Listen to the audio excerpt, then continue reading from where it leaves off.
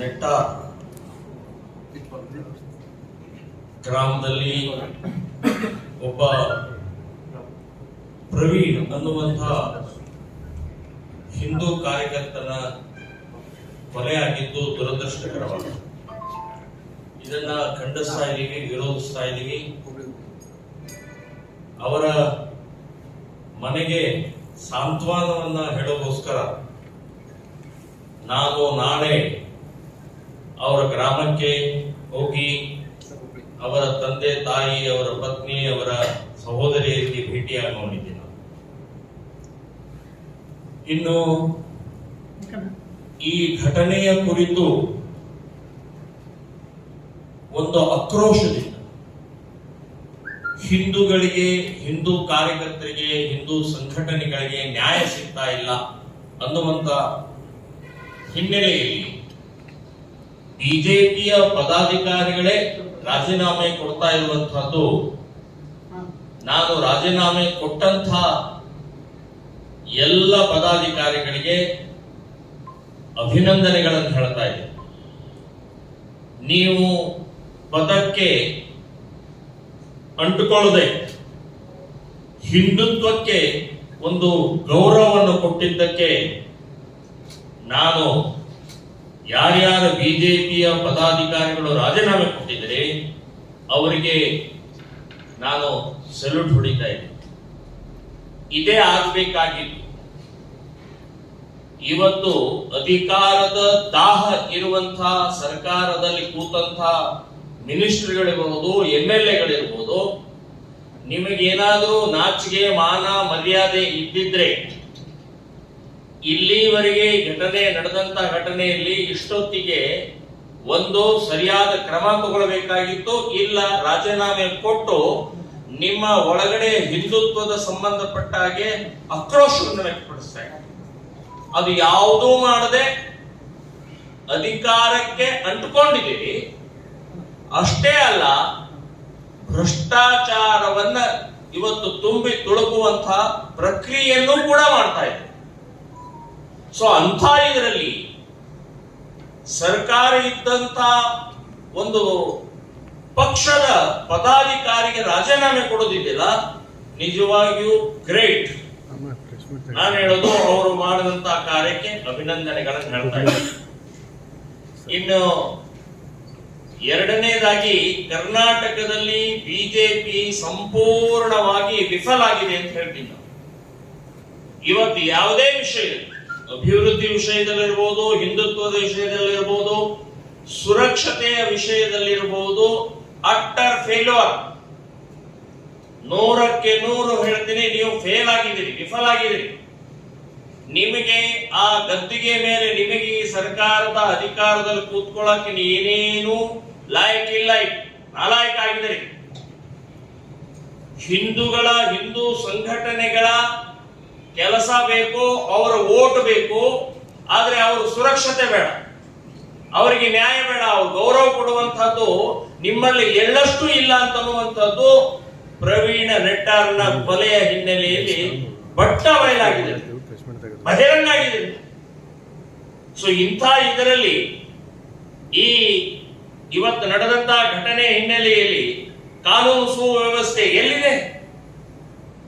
ನೀವು ಡಿಜೆಹಳ್ಳಿ, ಕೆಜೆಹಳ್ಳಿ, ಪಾದರಾಯನಪುರ, ಹುಬ್ಬಳ್ಳಿಯ ಘಟನೆ ಹಿನ್ನೆಲೆಯಲ್ಲಿ ಅಲ್ಲಿ ಕಿಡಿಗೇಡಿಗಳನ್ನ, ಸಮಾಜ ಘಾತಕರ ಮೇಲೆ ಲಾಠಿ ಚಾರ್ಜ್ ಮಾಡಲಿಲ್ಲ.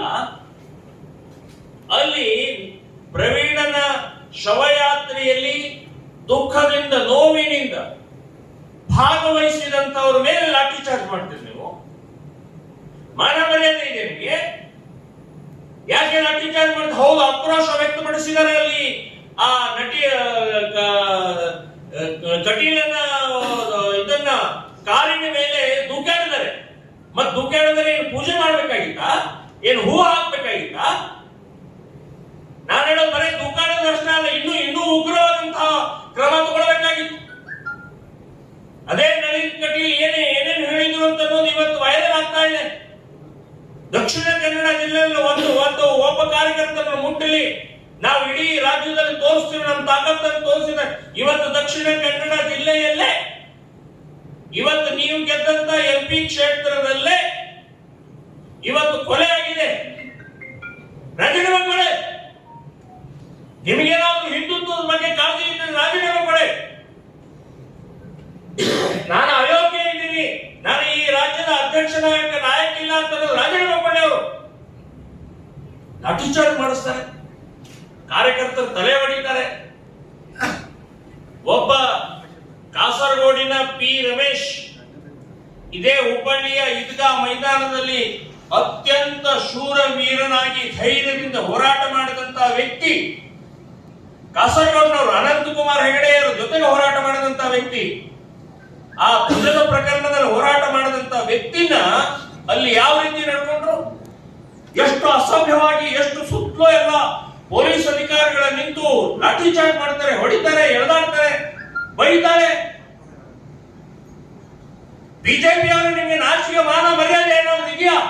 ಇದೇ ಈದ್ಗಾದಿಂದ ನೀವು ಗೆದ್ದು ಬಂದಂತವ್ರು, ಇದೇ ಹಿಂದುತ್ವದಿಂದ ಗೆದ್ದು ಬಂದಂತವ್ರು ನೀವು. ಆ ಪಿ ರಮೇಶ್ ಕಾಸರಗೋಡಿನ ಒಬ್ಬ ಕಾರ್ಯಕರ್ತರನ್ನು ಎಳೆದಾಡಿದ್ರಲ್ಲ, ಒಬ್ಬ ಹಿರಿಯರವರು, ಅಂಥವರನ್ನು ಅಂದ್ರೆ ಅವಮಾನ ಮಾಡಿದ್ರಿ ನಿಮಗೆ. ಸೊ ಅಟ್ಟರ್ ಫೇಲ್ಯೂರ್ ಆಗಿದ್ರೆ ನೀವಂತ ನಾನು ಸ್ಪಷ್ಟವಾಗಿ ಹೇಳ್ತಾ ಇದ್ದೀನಿ. ಅಷ್ಟೇ ಅಲ್ಲ, ಇವತ್ತು ಎಲ್ಲಾ ಗಲಭೆಗಳು ಕರ್ನಾಟಕದಲ್ಲಿ ಬಿಜೆಪಿ ಸರ್ಕಾರದಲ್ಲಿ ಆದಂತಹ ಸಮಯದಲ್ಲಿ ಯಾರ್ಯಾರನ್ನ ಬಂಧನ ಮಾಡಿದ್ರೋ ಅವರೆಲ್ಲರೂ ಕೂಡ ಇವತ್ತು ಬೇಲ್ನಲ್ಲಿ ಹೊರಗಡೆ ಇದ್ದಾರೆ, ಆನಂದವಾಗಿ ಓಡಾಡ್ತಾ ಇದ್ದಾರೆ. ಅಷ್ಟೇ ಅಲ್ಲ, 30 ಜನ ಹಿಂದೂ ಕಾರ್ಯಕರ್ತರ ಕೊಲೆ ಆದಂತ ಸಮಯದಲ್ಲಿ ಯಾರ್ಯಾರು ಬಂಧನ ಮಾಡಿ ಒಳಗಡೆ ಹಾಕಿದ್ರಿ ಅವರು ಕೂಡ ಒಬ್ರು ಇವತ್ತು ಜೈಲಿನಲ್ಲಿಲ್ಲ, ಎಕ್ಸೆಪ್ಟ್ ಇವತ್ತು ಹರ್ಷನ ಸಂಬಂಧಪಟ್ಟಾಗೆ ಮತ್ತು ಚಂದ್ರನ್ ಸಂಬಂಧಪಟ್ಟಾಗೆ ಬಿಟ್ರೆ. ಸೊ ಎಲ್ಲರೂ ಇವತ್ತು ಬೇಲಲ್ಲಿ ಹೊರಗಡೆ ಬಂದಿದ್ದಾರೆ. ಪ್ರತಿ ಸಲ ಈ ಬಿಜೆಪಿಯ ಮುಖ್ಯಮಂತ್ರಿ, ಗೃಹ ಮಂತ್ರಿ ಹಿಡಿದು ಎಲ್ಲಾ ಮಂತ್ರಿಗಳು, ಎಲ್ಲಾ ಕಂತ್ರಿಗಳು ಕೂಡ ಬಾಯಿಂದ ಏನು ಬರುತ್ತೆ? ಕಠಿಣ ಕ್ರಮ, ಉಗ್ರ ಕ್ರಮ, ಒದ್ದು ಓಡಿಸ್ತೀವಿ, ಒದ್ದು ಒಳಗಡೆ ಹಾಕ್ತಿವಿ, ಎಡೆಮರೆ ಮುಟ್ತೀವಿ, ಎಡೆಮರೆ ಮುರಿತೀವಿ. ಏನ್ ನಿಮ್ ಶಬ್ದಗಳು? ಏನೇನು ಅರ್ಥ ಇಲ್ಲ. ಅದನ್ನ ಟೇಪ್ ರೆಕಾರ್ಡ್ ಮಾಡ್ಕೊಂಡ್ಬಿಡ್ರಿ. ನಾಳೆ ಮತ್ತೊಂದು ಕೊಲೆ ಆದ್ಮೇಲೆ ಅದನ್ನೇ ಹಾಕ್ಬಿಟ್ರೆ ಆಯ್ತು, ನಿಮ್ಮ ಬಾಯಿಗೆ ಬರೋದು ಬೇಡ, ಟೇಪ್ ಓದ್ ಬಿಟ್ರೆ ಆಯ್ತು. ಸೊ ಈ ರೀತಿಯ ನಿಮ್ಮ ಸರ್ಕಾರದ ಸುರಕ್ಷತೆ ಹಿನ್ನೆಲೆಯಲ್ಲಿ ನಾನು ಹೇಳ್ತೇನೆ, 100ಕ್ಕೆ 100 ವಿಫಲ ಆಗಿದೆ. ಬಹಳ ಗಂಭೀರವಾಗಿ ಯೋಚನೆ ಮಾಡಬೇಕು. ಇವತ್ತಿನ ಜನೋತ್ಸವ ಅಲ್ಲ, ಇದು ಮರಣೋತ್ಸವ. ಇದು ನೀವು ರದ್ದು ಮಾಡಿದ್ ಬಹಳ ಒಳ್ಳೆ ಕೆಲಸ ಮಾಡಿದ್ರೆ. ಅಲ್ಲೇ ಚಪ್ಪಲಿ ತಗೊಂಡ ಚಪ್ಪಲಿಯನ್ನು ಬಿಸಾಕ್ತಿದ್ರು. ನಿಮ್ಮ ವೇದಿಕೆ ಮೇಲೆ ಚಪ್ಪಲಿಗಳ ರಾಶಿ ಬೀಳ್ತಾ ಇತ್ತು. ಸೊ ನೀವು ರದ್ದು ಮಾಡಿ ನಿಮ್ಮ ಮಾನವನ್ನು ಉಳಿಸ್ಕೊಂಡಿದ್ದೀರಿ ಅಂತ ನಾನು ಹೇಳ್ತಾ ಇದ್ದೀನಿ. ಗೃಹ ಮಂತ್ರಿ ಮತ್ತು ಮುಖ್ಯಮಂತ್ರಿಯವರು ಕೂಡ್ಲೆ ಅವ್ರ ಮನೆಗೆ ಹೋಗಿ ಒಂದು ಸಾಂತ್ವನ ಹೇಳುವಂತ ಪ್ರಕ್ರಿಯೆ ಆದ್ರೂ ಮಾಡ್ರಿ. ಹೆದರಬೇಡ್ರಿ, ನಿಮ್ಗೆ ಯಾರೇನು ಮಾಡೋದಿಲ್ಲ. ಹೌದು, ಬೈತಾರೆ, ಬೈಸ್ಕೊಳೆ, ಮುಗಿತಾರೆ, ಮುಗಿಸ್ಕೊಳೆ. ಯಾಕಂದ್ರೆ ನೀವು ಗದ್ದಿಗೆ ಮೇಲೆ ಕೂತ್ಕೊಂಡಾಗ ಬರೇ ಹೂವಿನ ಹಾರ ಹಾಕೋದು, ಶಾಲ ಹಾಕೋದು ಅಷ್ಟೇ ಅಲ್ಲ, ಸ್ವಲ್ಪ ಬೈಸ್ಕೊಳ್ಬೇಕಾಗತ್ತೆ. ಸ್ವಲ್ಪ ಎಲ್ಲ ನೀವು ಆಕ್ರೋಶ ತಿಳ್ಕೊಳ್ಬೇಕಾಗಿದೆ. ಒಳಗಡೆಯಿಂದ, ಹೊಟ್ಟೆ ಒಳಗಡೆಯಿಂದ ಬರ್ತಾ ಇದೆ ನೋವು. ಇವತ್ತು ಅವರ ತಂದೆ ತಾಯಿಯ ಕಥೆ ಏನು? ಸೊ ಆ ಹಿನ್ನೆಲೆಯಲ್ಲಿ ಹೋಗಿ ಬಂದು ಅಲ್ಲೇ ಹೇಳಿ. ಅವನ ಕನಸಿತ್ತು, ಪ್ರವೀಣನ ಒಂದು ಕನಸಿತ್ತು, ಮನೆ ಕಟ್ಟಬೇಕು, ನಾನು ನನ್ನ ತಂದೆ ತಾಯಿ ಇರೋದ್ರೊಳಗೆ ಒಂದು ಮನೆ ಕಟ್ಟಬೇಕು ಅಂತಿತ್ತು. ಅದನ್ನ ಕನಸು ಪೂರ್ಣ ಮಾಡಿ ಇವತ್ತು ಮನೆ ಅನಾಥ ಆಗಿದೆ. ಅವ್ರ ಹೆಂಡತಿಗೆ ಒಂದು ಸರ್ಕಾರಿ ನೌಕರಿ ಹೋಗಿ ಡಿಕ್ಲೇರ್ ಮಾಡಿ, ಅಲ್ಲೇ ಹೋಗಿ ಡಿಕ್ಲೇರ್ ಮಾಡಿ. ಅವಾಗ ಅಟ್ಲೀಸ್ಟ್ ಒಂದು ಪ್ರವೀಣನಿಗೆ ಒಂದು ಶ್ರದ್ಧಾಂಜಲಿ, ಒಂದು ಆತ್ಮಕ್ಕೆ ಶಾಂತಿ ಸಿಗತ್ತೆ. ನಾನು ಇಷ್ಟು ನಿಸ್ವಾರ್ಥವಾಗಿ ಕೆಲಸ ಮಾಡಿದ್ದಕ್ಕೆ ಏನಾದ್ರು ನನ್ನ ಮನೆಗೆ ಕೊಟ್ಟರಪ್ಪ ಅಂತನ್ನುವಂಥದ್ದು ಒಂದಾದ್ರೂ ಶಾಂತಿ ಸಿಗತ್ತೆ. ಸೊ ನಾನು ಈ ಹಿನ್ನೆಲೆಯಲ್ಲಿ ಇನ್ನೊಂದು ಬಹಳ ಪ್ರಮುಖವಾದ ಹೇಳುದು, PFI ಮತ್ತು STPI ಬ್ಯಾನ್ ಮಾಡಬೇಕು. ಇದೇ ತಿಂಗಳು ಅಂದ್ರೆ ಆಗಸ್ಟ್ 5ನೇ ತಾರೀಕು, ಆಗಸ್ಟ್ 5 ಇಡೀ ರಾಜ್ಯಾದ್ಯಂತ ಎಲ್ಲಾ ಹಿಂದೂ ಸಂಘಟನೆಗಳ ಒಟ್ಟಾಗಿ ತಾಲೂಕು ಮತ್ತು ಜಿಲ್ಲಾ ಲೆವೆಲ್ನಲ್ಲಿ ಮತ್ತು ರಾಜ್ಯ ಮಟ್ಟದಲ್ಲಿ ನಾನೇ ಮುಖ್ಯಮಂತ್ರಿ ಸ್ವತಃ ಹೋಗಿ PFI ಬ್ಯಾನ್ ಮಾಡಿ ಅಂತ ಹೇಳಿ ನಾನು ಬೆಂಗಳೂರಿಗೆ ಹೋಗಿ ಕೊಡ್ತಾ ಇದ್ದೀನಿ. ಇಡೀ ರಾಜ್ಯಾದ್ಯಂತ ಪೂಜ್ಯ ಸ್ವಾಮೀಜಿಯವರು ಕೂಡ ಭಾಗವಹಿಸ್ತಾ ಇದ್ದಾರೆ. PFI STPI ಬ್ಯಾನ್ ಮಾಡಿ. ನೀವು ಅಧಿಕಾರದಲ್ಲಿ ಇದ್ದಾಗ ಒಂದು ಹೇಳೋದು, ಇಲ್ದಾಗ ಒಂದು ಹೇಳೋದು, ಈ ನಾಟಕ ಬಿಟ್ಬಿಡಿ. ಸಮಾಜ ದ್ರೋಹಿಗಳಿದ್ದಾರೆ, ಸಮಾಜ ಕಂಟಕರಿದ್ದಾರೆ, ದೇಶದ್ರೋಹಿಗಳಿದ್ದಾರೆ, ಭಯೋತ್ಪಾದಕರ ಜೊತೆಗೆ ಸಂಪರ್ಕ ಇಟ್ಕೊಂಡಂತ ಸಂಘಟನೆ ಅನ್ನುವಂತಹ ದಾಖಲೆ ಸಹಿತ ಇವತ್ತು ನೀವು ಹೇಳಿದಿರಿ, ಎಲ್ಲರೂ ಹೇಳ್ತಾ ಇದ್ದಾರೆ. ಇಷ್ಟಿದ್ದಾಗಲೂ ಕೂಡ ಇನ್ನೂ PFI SDPI ಸಾಕ್ತಾ ಇರುವಂತ ನೋಡಿದ್ರೆ ನಿಮ್ಮಂತ ದ್ರೋಹಿಗಳು ಯಾರಿಲ್ಲ. ಇವತ್ತು ಮುಖ್ಯಮಂತ್ರಿ ಹೇಳಿದರೆ ಛತ್ತೀಸ್ಗಢದಲ್ಲಿ ಬ್ಯಾನ್ ಮಾಡಿದ್ರು, ಒಂದೇ ತಿಂಗಳಲ್ಲಿ ಕೋರ್ಟ್ ಸ್ಟೇ ಕೊಟ್ಟು. ನಾನು ಹೇಳ್ತಾ ಇದ್ದೀನಿ, ಲೀಗಲ್ ಸೆಲ್ ಇದೆ, ಕಾನೂನಿನ ಜ್ಞಾನ ಏನಾದರೂ ನಿಮಗಿದೆಯಾ? ಇಡೀ ದೇಶದಲ್ಲಿ 23 ರಾಜ್ಯದಲ್ಲಿ PFI SDPI ಕೆಲಸ ಮಾಡ್ತಾ ಇದೆ. ನೀವು ಒಂದು ರಾಜ್ಯದಲ್ಲಿ ಬ್ಯಾನ್ ಮಾಡಕ್ ಆಗುದಿಲ್ಲ, ಇಡೀ ದೇಶದಲ್ಲಿ ಬ್ಯಾನ್ ಮಾಡಬೇಕಾಗತ್ತೆ. ಸೆಂಟ್ರಲ್ ಗವರ್ಮೆಂಟ್ ಬ್ಯಾನ್ ಮಾಡಬೇಕಾಗತ್ತೆ. ನೀವು ಶಿಫಾರಸ್ ಮಾಡಿ, ಇಷ್ಟು ಕೊಲೆಗಳಲ್ಲಿ, ಇಷ್ಟು ಗಲಭೆಗಳಲ್ಲಿ, ಇಷ್ಟು ಇದೇ ರೀತಿ ಇದ್ದಂತ PFI SDPI ಕೇಂದ್ರ ಸರ್ಕಾರದ ಗೃಹ ಮಂತ್ರಿಗೆ ಹೇಳ್ರಿ, ಬ್ಯಾನ್ ಮಾಡಿ ಅಂತ ಹೇಳಿ ಶಿಫಾರಸ್ ಮಾಡಿ, ಪತ್ರ ಬರೀರಿ, ಒತ್ತಡ ತನ್ನಿ. ಅದು ಬಿಟ್ಟು ಛತ್ತೀಸ್ಗಢದಲ್ಲಿ ಮಾಡಿದ್ರು, ಅದಕ್ಕೆ ಒಂದು ತಿಂಗಳಲ್ಲೇ ಸಿಕ್ತು, ನಾವು ಬ್ಯಾನ್ ಮಾಡಕ್ ಆಗುದಿಲ್ಲ. ಈ ನಾಟಕ, ಈ ಕಣ್ಣೋರ್ಸುವ ತಂತ್ರ ಬಿಟ್ಬಿಡಿ. ಎಲ್ಲರಿಗೂ ಗೊತ್ತಿದೆ, ಕಾನೂನಿನ ಜ್ಞಾನ ಗೊತ್ತಿದೆ, ಸಾಮಾನ್ಯ ಜ್ಞಾನ ಗೊತ್ತಿದೆ. ಸೊ ಈ ರೀತಿಯ ಮತ್ತೆ ಅದನ್ನು ಸಾಕುವಂತ, ಮತ್ತೆ ಪೋಷಿಸುವಂತ ಪ್ರಕ್ರಿಯೆ ನಿಮ್ಮ ನಾಟಕ ಬೇಡ ಅಂತನ್ನುವಂಥದ್ದನ್ನ ಹೇಳ್ತಾ ಇದ್ದೀನಿ. ಶೋಭಾ ಕರಂದಾಚೆ ಮತ್ತು ಅನಂತ್ ಕುಮಾರ್ ಮೇಲಿಂದ ಮೇಲೆ ಹೇಳ್ತಾ ಇರ್ತಾರೆ, ಒಂದು ರಕ್ತದ ಹನಿ ಕೂಡ ನಾವು ಉತ್ತರ ಕೊಡ್ತೀವಿ. ಅನಂತ್ ಕುಮಾರ್ ಅವರೇ, ಪರೇಶ್ ಮೇಸ್ತಾ ಮನೆಗೆ ಹೋಗಿ ಸ್ವಲ್ಪ ಗೊತ್ತಾಗುತ್ತೆ. ನಿಮ್ಮ ಕ್ಷೇತ್ರದಲ್ಲೇ ಇದ್ದಂತ ಆ ಪರೇಶ್ ಮೇಸ್ತಾನ ಹೆಣದ ಮೇಲೆ ನೀವು MP ಆಗಿದ್ದೀರಿ. ನಿಮ್ಮ ಭಾಷಣವನ್ನ ಮಾಡಿ ಬಹಳ ದೊಡ್ಡ ಮೆರೆದಿರಿ ನೀವು. ಇವತ್ತು ಪರೇಶ್ ಮೇಸ್ತಾನ ಮನೆ ಏನ್ ಪರಿಸ್ಥಿತಿ ಆಗಿದೆ, ಹೋಗಿ NIA ಕೊಡಬೇಕಂತ NIA ಕೊಟ್ಟಿದೆ. ಇನ್ನೂವರೆಗೆ 1 ವರ್ಷ ಆದ್ರೂ NIA ಅವರು ಒಂದು ಮನೆ ಬಾಗಿಲಿಗೆ ಹೋಗಿ ಎನ್ಕ್ವೈರಿ ಮಾಡಿಲ್ಲ ರೀ. ಏನು ಎಂತು ಅಂತ ಒಂದು ಎನ್ಕ್ವೈರಿ ಮಾಡಿಲ್ಲ. ಇವರು ಪ್ರತಿ ಸಲ ಪೊಲೀಸ್ ಸ್ಟೇಷನ್ಗೆ ಹೋದ್ರೆ ಇನ್ನೂ ನಡೀತಾ ಇದೆ ಅಂತಾರೆ. ಚೀತು ಅಂತ ಹೇಳಿ ನಾಯಿಗಳ ತರ ಅವರನ್ನು ನೋಡ್ಕೊಳ್ತಾ ಇದ್ದಾರೆ. ಚುನಾವಣೆ ಸಮಯದಲ್ಲಿ ಅವರ ಗಂಡ ಹೆಂಡತಿ ಎಲ್ಲಾ ಕಡೆ ಸುತ್ತಾಕ್ಸಿದ್ರಿ.